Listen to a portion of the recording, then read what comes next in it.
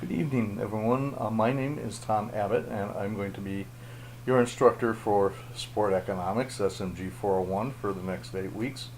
And I'd just like to take this opportunity to personally welcome you to our class and to tell you a little bit about what to expect, a little bit about me, and maybe just throw in some opening thoughts as we begin exploring this very large topic.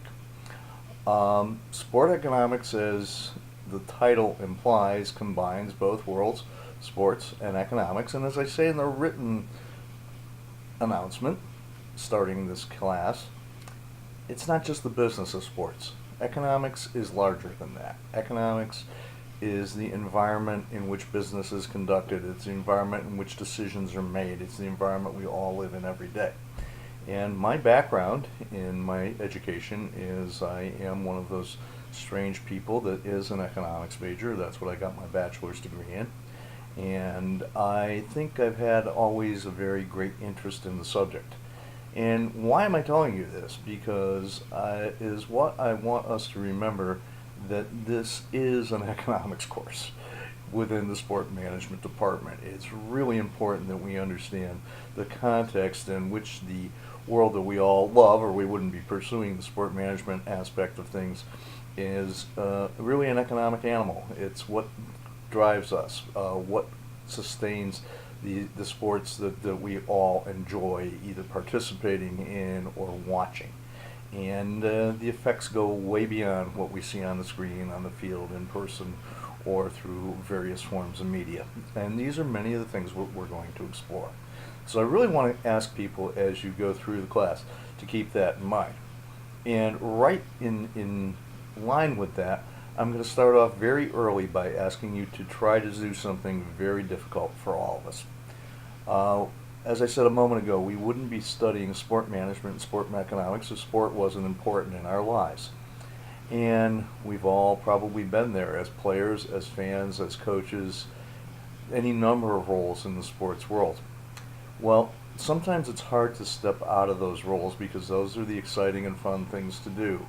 We need to step out and keep a big picture view. And as you may hear in the background, I'm conducting this little talk from probably where a lot of you are listening, from your kitchen table. So you can see or hear sirens and things out there. I've worked in the online world for quite a while. I've been at Post for 9 years full time this month as a faculty member. I started there a couple of years before that as an adjunct faculty, a part-time faculty member. I am currently the program chair for Business Administration, International Business, and Economics. I also serve as the president of the University Academic Senate, the Faculty Senate, which is the governance body for all things academic in the university.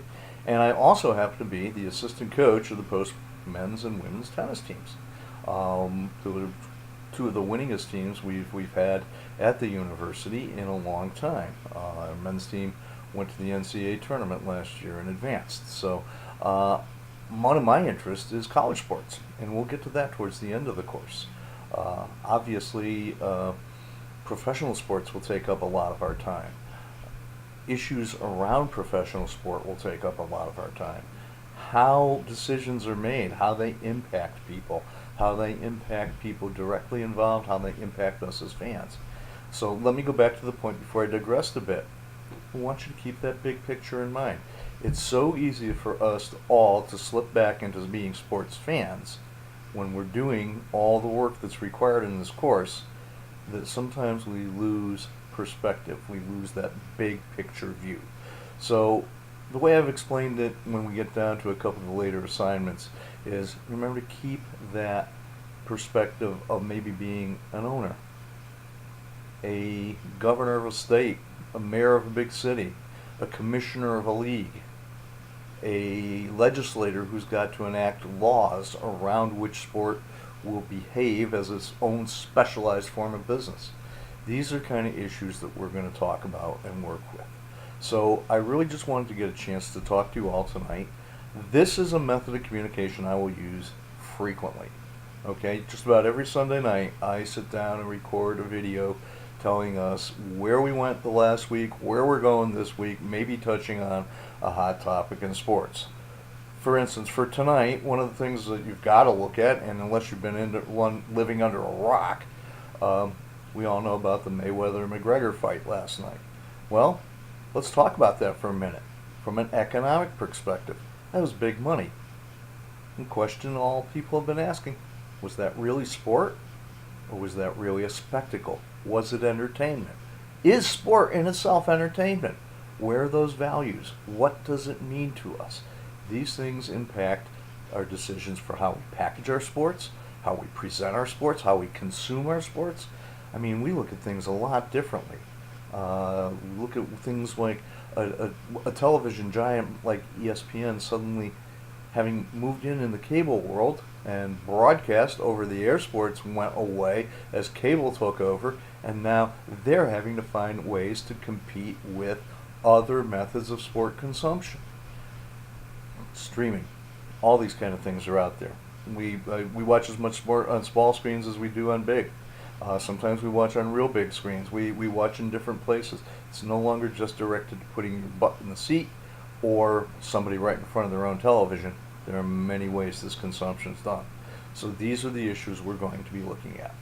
I'm really looking forward to this. The one thing I can promise you, I've been teaching this course for almost the entire 10 years I've been on the faculty, and it's never the same twice, because the sporting world is changing all the time.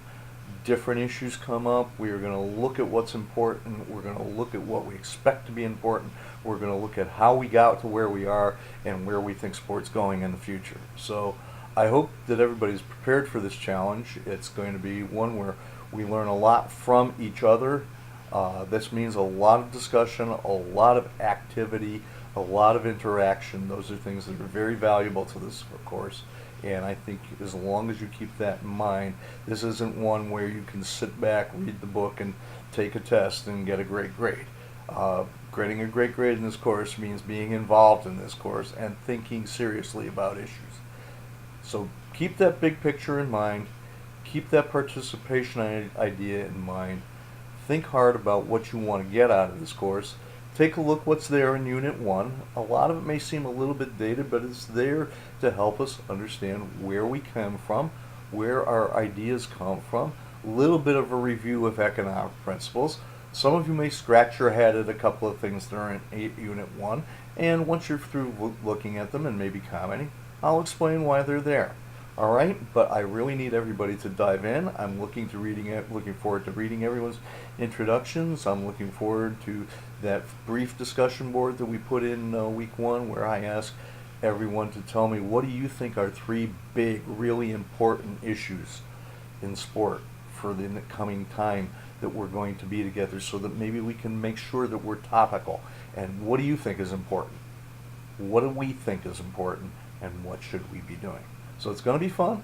It's going to be fairly fast-paced, very qualitative. I think you'll enjoy it. I'll try to keep it as active and fast-moving as I can.